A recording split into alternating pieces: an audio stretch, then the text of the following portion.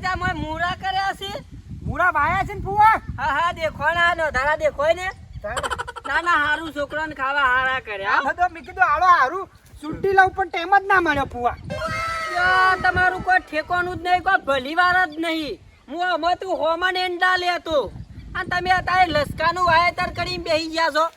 પણ ફુવા હોભરા મારી વાત, જાનવર કેટલા ભેગો કર્યો છે કે અમે તો જાનવર કરે તે હું પેલા એ વખત તાર દાગીના કરાવવાના હતા કે હું એંડા પકવેલા રહ્યા. એ તો મને ખબર 70 મણ.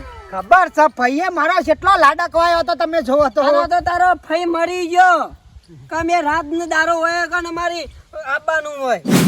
એ તો સાચી જ વાત છે કે ફુવા. પથરીજા માથા તરકો સર્યો ઘેર પછી પેલું ઠડી જા રોટલા ને ખાવાનું. જે જીએ ફુવા ભાઈ મો હું છે આ તો કાલ થશે આપણે જો ઉતાવળ છે. હું તો હમણાં શેરદાર રોકાઈ જ જાઉં તાની. તે કશો વાંધો નહીં, આપણું ઘર જ છે, કશો બીજા રહેવાનું છે. હા મારે તો ઘેર ખાવું હોય, પડી જ રહું છે કે મારે કટકો રોટલો ખાઈ.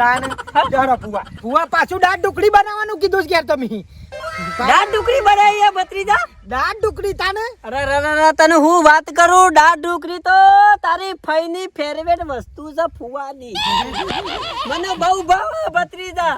એટલે મને યાદ છે હું જાણો હતો ને આપણા અંગાત ખાતા પેલી સિપલી ભાઈ જઈ ટાઢી થઈ ગઈ વધારે.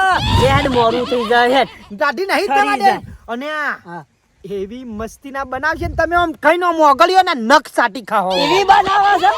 એક આ તો શરમાડું છે પણ એનું રોધવામાં તો રસોડામાં તો કોમ. લે હેડ ચાલ હેડ મોરું થઈ જાય ના બદલે હેડ.